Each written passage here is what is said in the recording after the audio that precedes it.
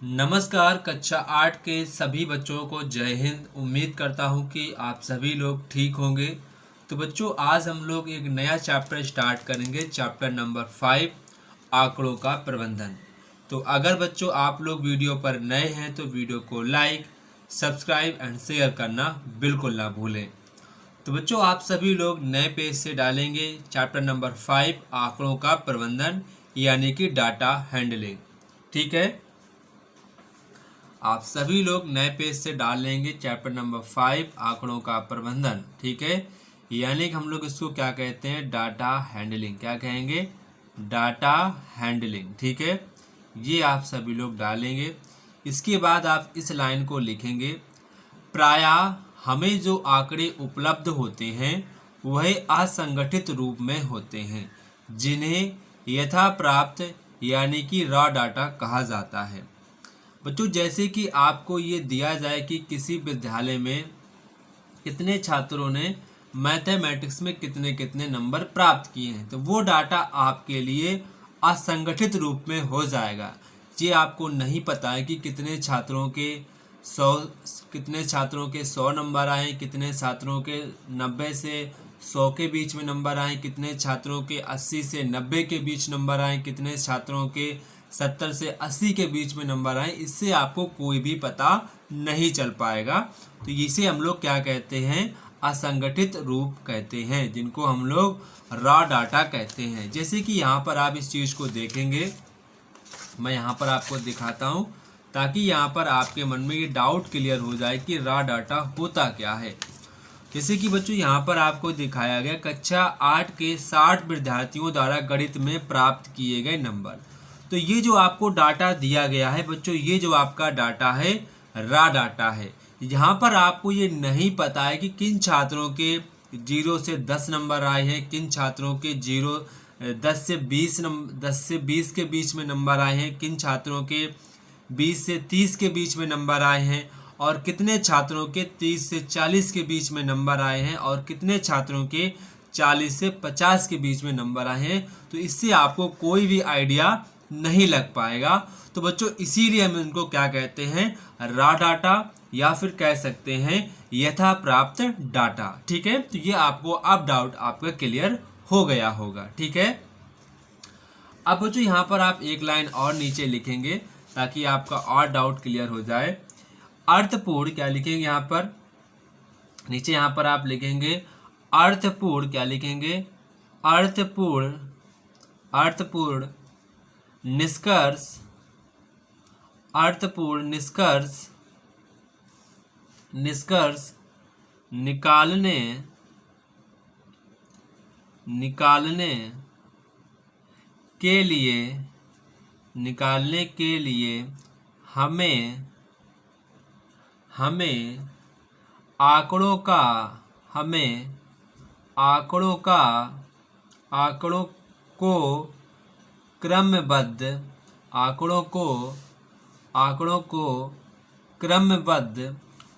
को क्रमबद्ध रूप में संगठित करने की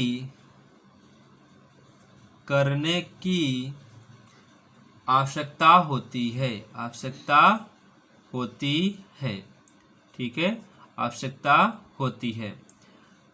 जैसे कि अभी मैंने आपको दिखाया था कक्षा 8 के 60 विद्यार्थियों के गणित में नंबर दिए गए थे, तो वो आपका क्या था, रॉ डाटा था। अगर आप उसी चीज को एक सही तरीके से लिखेंगे, उसे अर्थपूर्ण प्रकार से लिखेंगे, तो वो हमारा क्या हो जाएगा, संगठित डाटा हो जाता है। क्या हो जाता है, संगठित डाटा हो जाता है। जैसे कि अब बच्चों हम लोग उदाहरण से समझते हैं, एग्जाम्पल से समझते हैं क्या होता है। सबसे पहले यहाँ पर आप लिखेंगे क्रिकेट, क्या लिखेंगे, क्रिकेट लिखेंगे। इसके बाद आप लोग कबड्डी लिखेंगे, क्या लिखेंगे, कबड्डी। ठीक है, कबड्डी। ठीक है, कबड्डी लिखेंगे। इसके बाद आप लिखेंगे रनिंग, क्या लिखेंगे, रनिंग लिखेंगे। इसके बाद आप लिखेंगे वॉलीबॉल, क्या लिखेंगे, वॉलीबॉल लिखेंगे। इसके बाद आप लिखेंगे खो खो, क्या लिखेंगे, खो खो लिखेंगे। तो मान लेते हैं कि कबड्डी और cricket, running, volleyball, kho kho जो है इसको 6 लोग पसंद करते हैं, इसको 3 लोग पसंद करते हैं, और रनिंग को 5 लोग पसंद करते हैं, और वॉलीबॉल को 4 लोग पसंद करते हैं, और खो खो को 5 लोग पसंद करते हैं। तो यहाँ पर आप पीछे लिख लेंगे खेलों को, क्या लिखेंगे, खेलों को पसंद करने वाले, क्या लिखेंगे, पसंद करने वाले, पसंद करने वाले खिलाड़ियों की संख्या, करने वाले खिलाड़ियों की संख्या, करने वाले खिलाड़ियों की संख्या, ये यहाँ पर आपको पीछे लिख लेना है। अब बच्चों ये आपके पास कैसा डाटा है, रा डाटा है। अगर आप इस चीज़ को एक उचित प्रकार से, एक अर्थपूर्ण से अगर आप इसको लिखेंगे तो ये हमारा क्या हो जाता है, आंकड़ों का प्रबंधन हो जाता है। ठीक है, तो इसी चीज़ को हम लोग कैसे लिखेंगे, अर्थपूर्ण प्रकार से कैसे लिखेंगे, जैसे हमने इधर लिख दिया खेल, क्या लिख दिया, खेल लिख दिया, और इधर साइड मैंने लिख दिया मिलान चिन्ह। ये भी आपसे एग्जाम में पूछा जाता है, मिलान चिन्ह, मिलान चिन्ह, जिसको बच्चों इंग्लिश में कहते हैं हम लोग टैली मार्क्स। हाँ, क्या कहते हैं, टैली मार्क्स, क्या कहते हैं, टैली मार्क्स कहते हैं। इधर साइड आप लिखेंगे संख्या, क्या लिखेंगे, संख्या लिखो, केवल संख्या। ठीक है, अब जैसे कि हमने पहले खेल का नाम लिख दिया क्रिकेट, क्या लिख दिया, क्रिकेट लिख दिया, फिर मैंने यहाँ पर लिख दिया कबड्डी, क्या लिख दिया, कबड्डी लिख दिया, फिर यहाँ पर जब मैंने लिख दिया रनिंग लिख दिया, फिर इसके बाद जब मैंने यहाँ पर वॉलीबॉल लिख दिया, क्या लिख दिया, वॉलीबॉल लिख दिया, और जब यहाँ पर मैंने लिख दिया खो खो, क्या लिख दिया, खो खो। तो क्रिकेट 6 लोग पसंद करते हैं, कबड्डी 3 लोग पसंद करते हैं, और रनिंग 5 लोग, और वॉलीबॉल 4 लोग, खो खो 5 लोग। ठीक है, अब मिलान चिन्ह कैसे बनाते हैं वो यहाँ पर आपको चीज़ समझनी है कि हम मिलान चिन्ह कैसे बनाते हैं।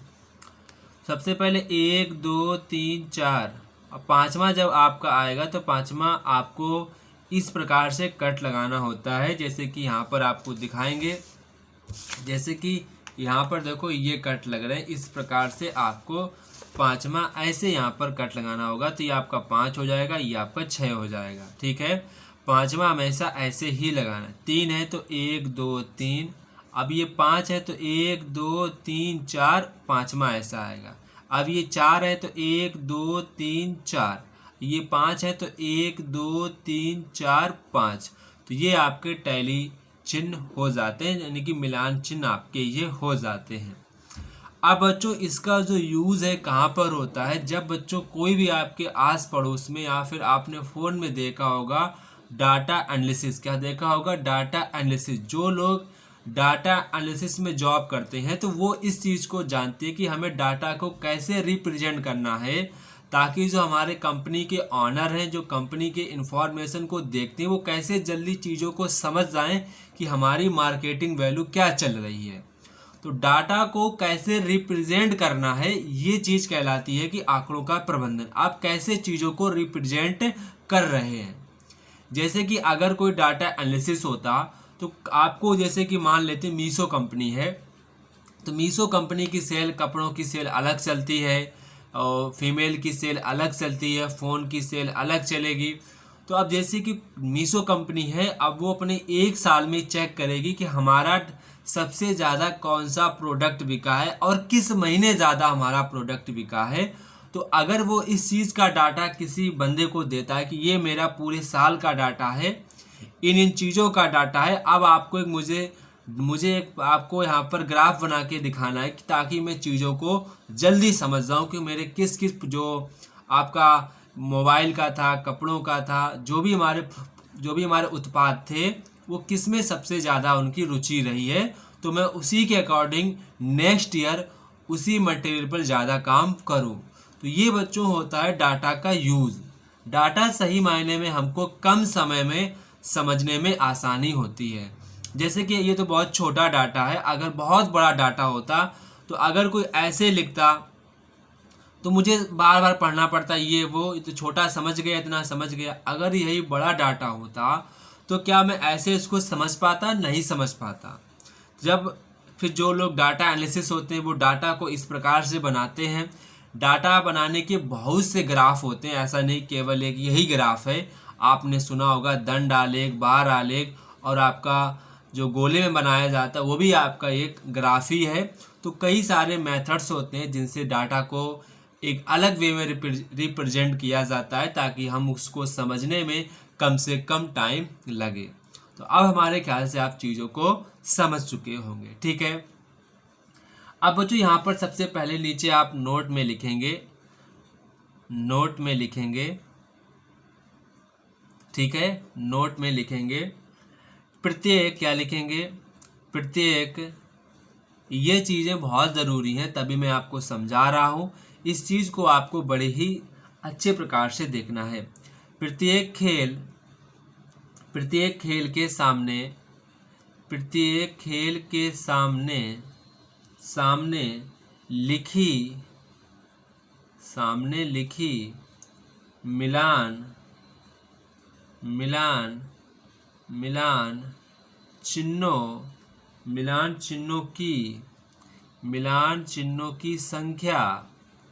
मिलान चिन्हों की संख्या से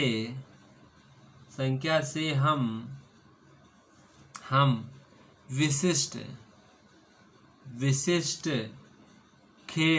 विशिष्ट खेल को पसंद करने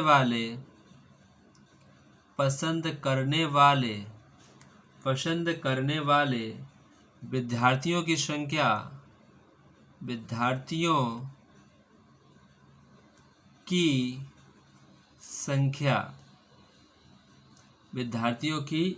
संख्या प्राप्त कर सकते हैं।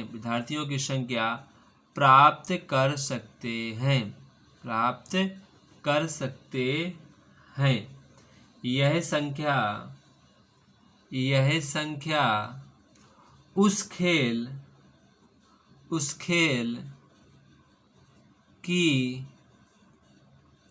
उस खेल की बारंबारता कहलाती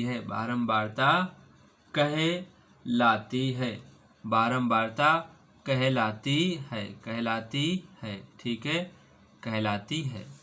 जैसे कि यहाँ पर जो चीज़ लिखी इससे कहने का मतलब ये है, जैसे कि अगर हम ये संख्या हमको ना दिया जाता, सिर्फ हमें मिलान चिन्ह ही दिए जाते, तो मिलान चिन्हों की सहायता से हम संख्या पता कर सकते थे। जैसे कि अगर कोई बंद कर दे तो 1 2 3 4 5 6 यानी 6 लोग हैं, 1 2 3 4 लोग हैं। अगर आपको कोई संख्या नहीं देगा तो वह मिलान चिन्हों की सहायता से उसकी संख्या प्राप्त कर सकते हैं। जो संख्या होती है यही आपकी उस खेल की बारंबारता होती है। जैसे कि अभी मैं आपको बताऊं जो क्रिकेट की बारंबारता कितनी है, बारंबारता का मतलब होता है वो खेल कितनी बार पसंद किया गया है। तो कितनी बार, 6 लोगों ने पसंद किया, मतलब 6 बार पसंद किया गया है। अब जैसे आपका कबड्डी है तो कबड्डी 3 लोगों ने पसंद किया है, तो ये कह सकते हैं 3 बार पसंद किया गया है, तो कबड्डी की जो बारंबारता होगी वो 3 हो जाएगी, ठीक है। तो यहाँ पर आपको ये चीज़ पता होनी चाहिए। अब यहाँ पर आप नोट करके भी लिख लो ताकि आपको चीज़ें ध्यान बनी रहें, ठीक है। नोट करके यहाँ पर लिखो क्रिकेट, क्या लिखो यहाँ पर, क्रिकेट पसंद करने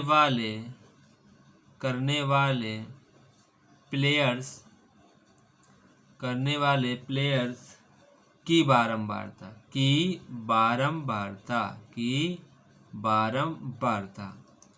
तो क्रिकेट हो गया, फिर आपका कबड्डी हो जाएगा, ठीक है, कबड्डी हो जाएगा। फिर यहाँ पर आपका हो जाएगा रनिंग, क्या हो जाएगा, रनिंग हो जाएगा। फिर आपका हो जाएगा वॉलीबॉल, फिर आपका हो जाएगा खो खो, क्या हो जाएगा, खो खो हो जाएगा।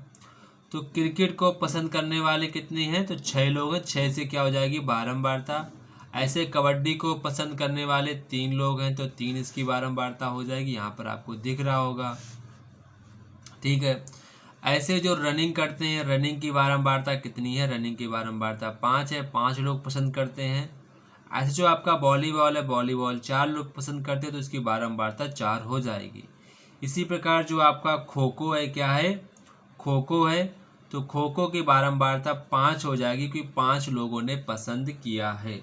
तो अब हमारे ख्याल से ये आपको चीज़ समझ में आ गया होगा कि बारंबारता क्या होती है, मिलान चिन्ह क्या होते हैं, और डाटा, रॉ डाटा क्या होता है, और सही तरीके से डाटा को कैसे रिप्रेजेंट करना होता है, ये आप सारी बातें सीख चुके होंगे। ठीक है, तो यहाँ पर आपको कोई भी दिक्कत नहीं होनी चाहिए। ठीक है, यहाँ तक आप सभी बच्चे नोट करेंगे। ठीक है,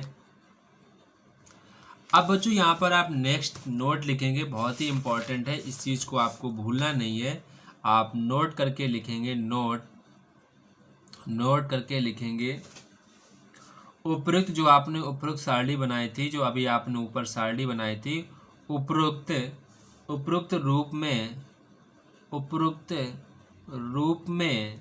रूप में बनाई गई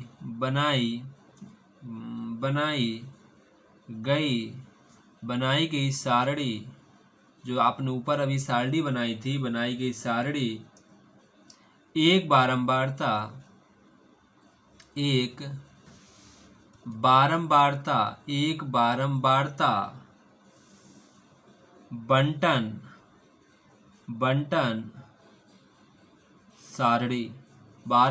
बंटन सारणी, जिसको हम लोग इंग्लिश में कहते हैं फ्रीक्वेंसी। क्या कहते हैं? Frequency distribution. क्या कहेंगे?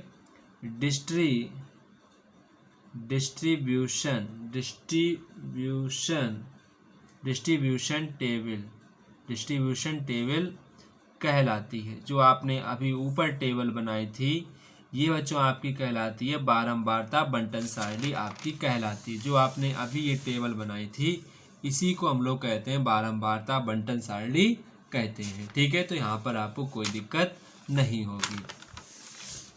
इसके बाद बच्चों आप नेक्स्ट चीज लिखेंगे, आंकड़ों का वर्गीकरण। क्या लिखेंगे?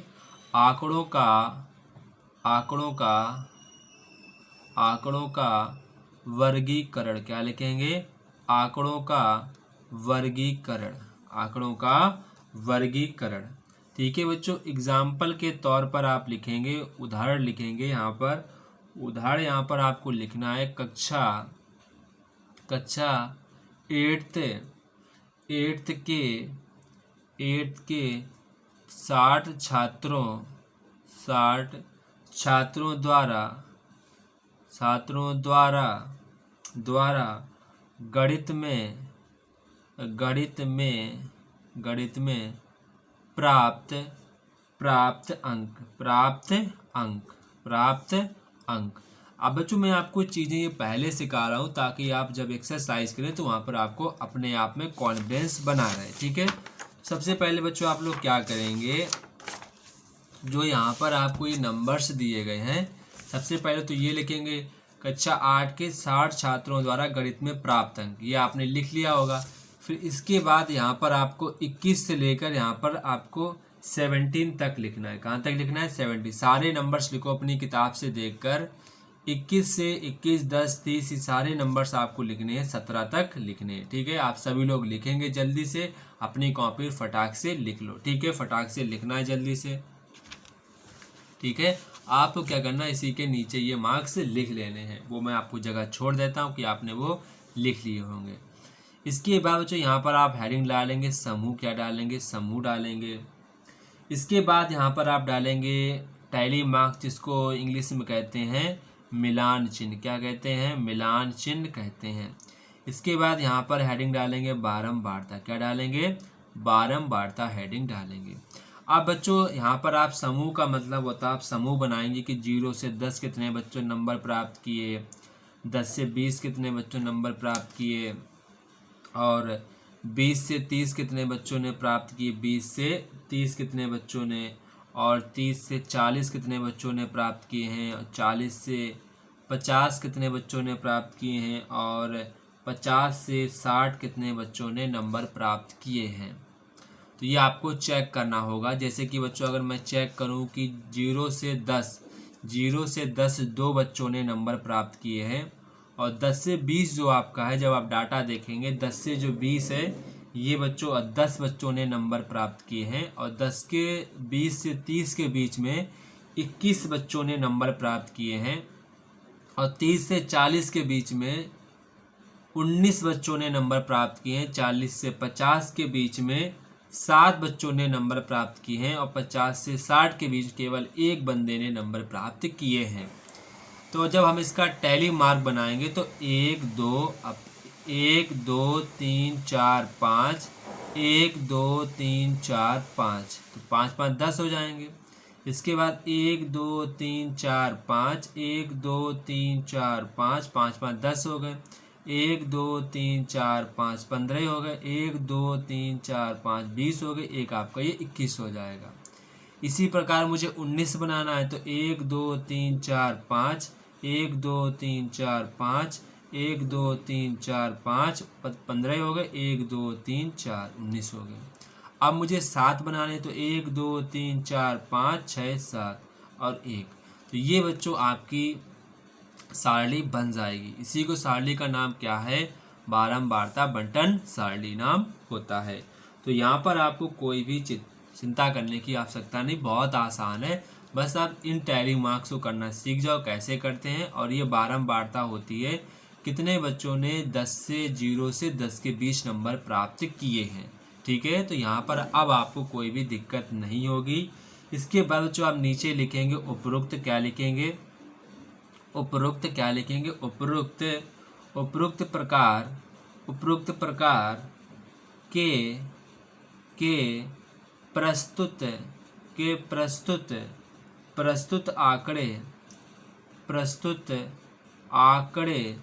प्रस्तुत आंकड़े जो हैं वो वर्गीकृत क्या लिखेंगे? वर्गीकृत आंकड़े कहलाते हैं। वर्गीकृत का मतलब ये है कि यहाँ पर आपने नंबर्स को अलग अलग समूह में बांट दिया। जैसे कितने छात्रों ने 0 से 10 नंबर प्राप्त किए, कितने छात्रों ने 10 से 20 प्राप्त किए, 20 से 30, 30 से 40, 40 से 50, 50 से 60। ये आपने नंबर को वर्गीकृत कर दिया है। तो इसीलिए मैंने हेडिंग पढ़वाई थी आंकड़ों का वर्गीकरण। तो अब हमारे ख्याल से ये भी आपको चीज़ समझ में आ गई होगी। अब जैसे अगर मान लो कि हम नंबर डालते हैं, यहाँ पर लिखते हैं अंक लिखते तो 21 बच्चों 2 नंबर, ऐसे तो बहुत लंबी टेबल बनती। क्या पता 2 पेज हमारे यूज है। तो मुझे यहाँ पर समूह इसलिए बनाना पड़ा ताकि हमारा जो डाटा है छोटे प्रकार में रहे और कोई भी आसानी से समझ सके। अब जैसे मैं नंबर लिखता 27 कितने बच्चों प्राप्त किए? 1 नंबर। फिर लिखता मैं 15 कितने बच्चे प्राप्त तो 2 नंबर, 2 बच्चों। तो ऐसे तो नंबर आपका आधा पेज तो इसी में भर जाता, फिर आपका बहुत ज़्यादा आपकी लंबी टेबल बन जाती। तो मुझे इसीलिए समूह बनाना पड़ा ताकि हमारी जो टेबल है वो एक छोटे फॉर्म में बनी रहे। तो अब हमारे ख्याल से आपको ये चीज़ समझ में आ गई होगी। ठीक है, अब बच्चों यहाँ पर आप नोट करके लिखेंगे, ये काफ़ी ज़्यादा इम्पॉर्टेंट है आपके लिए, इसको आपको अच्छे प्रकार से समझना है। ठीक है, नोट करके यहाँ पर लिखेंगे समूह। क्या लिखेंगे? समूहों क्या लिखेंगे? समूह 0 से 10, 10 से 20, 20 से 30, 40, 30 से 40 और 40 से 50, 50 से 60, 50 से 60 इत्यादि। और भी हो सकते हैं, ऐसी बात नहीं। इत्यादि में से प्रत्येक वर्ग अंतराल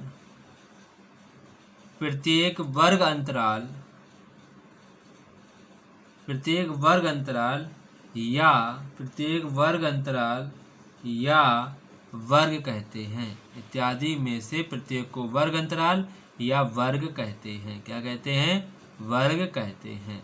मतलब इनको हम लोग वर्ग भी कहते हैं और वर्ग अंतराल भी कहते हैं। ठीक है, जो भी आपको आसान लगे वो यहाँ पर आपको नाम याद रखना। जैसे कि एग्जाम्पल के तौर पे आप लिख लो, जैसे कि 0 से 10 है, 10 से 20 है, 20 से 30 है, 30 से 40 है, 40 से 50 है, 50 से 60 है, इनका नाम क्या होता है, इनका नाम होता है, अगर आप चाहो तो इनको वर्ग भी कह सकते हो, अगर आपका ये भी मन नहीं तो आप इनको वर्ग अंतराल भी कह सकते हैं। क्या कह सकते हैं, वर्ग अंतराल भी कह सकते हैं। तो यहाँ पर आपको अब कोई भी दिक्कत नहीं होगी। ठीक है, बहुत आसान है, आपको चीज़ें समझ में आ गई होगी। ठीक है, इसके बाद बच्चों फिर से एक नोट डालेंगे, ये तो बहुत ही ज़्यादा ज़रूरी है, आपको पता होना चाहिए।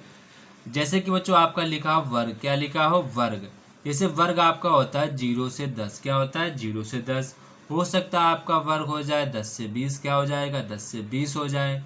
तो बच्चों यहाँ पर आपको चीज़ पता होना चाहिए, ये आपको चीज़ पता होना चाहिए, ये जो आपकी है, ये बच्चों जो आपका है ये कहलाता है निम्न वर्ग सीमा। क्या कहलाता है, निम्न वर्ग सीमा। इसे क्या कहते हैं, निम्न वर्ग सीमा कहते हैं। और लास्ट वाले को क्या कहते हैं, उच्च वर्ग सीमा। क्या कहते हैं, उच्च वर्ग सीमा। ऐसे आप इसको बताओ। तो पहले वाले को क्या कहते हैं, निम्न वर्ग सीमा। क्या कहते हैं, निम्न वर्ग सीमा। और लास्ट वाले को क्या कहते हैं, उच्च वर्ग सीमा। क्या कहते हैं, उच्च वर्ग सीमा। तो लास्ट वाले को कहते हैं उच्च वर्ग सीमा। ठीक है, तो यहाँ पर आपको कोई भी डाउट नहीं रहेगा। इसके बाद बच्चों आप अगला नोट करके लिखेंगे, ये भी आपको नोट में ही लिखना है। आप नोट में लिखेंगे उच्च वर्ग सीमा, उच्च वर्ग सीमा और निम्न वर्ग सीमा, निम्न वर्ग सीमा के अंतर को वर्ग अंतराल या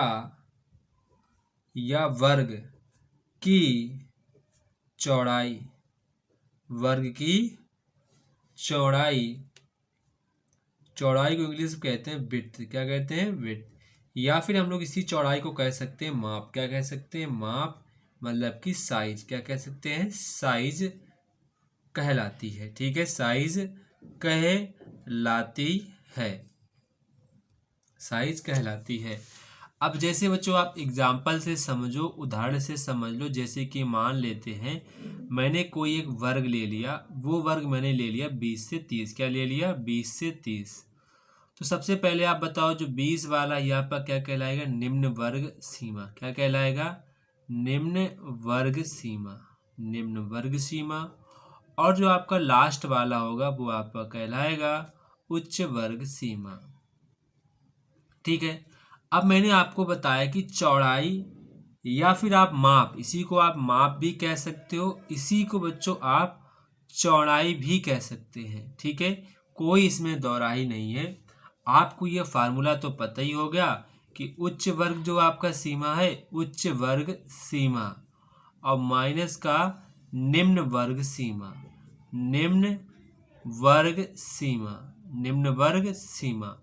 तो उच्च वर्ग सीमा कितनी है बच्चों, 30 है, और निम्न वर्ग सीमा कितनी है, 20 है। तो यहाँ पर आपका कितना हो जाएगा, 10। क्या आ जाएगा, 10 या आपकी माप या फिर आपकी चौड़ाई आ जाएगी। ये बच्चों आपसे क्वेश्चन पूछा जाएगा, तो आप अभी से इन चीज़ों को समझ लेते हैं। ठीक है, तो यहाँ पर आपको कोई भी दिक्कत नहीं होगी। ठीक है।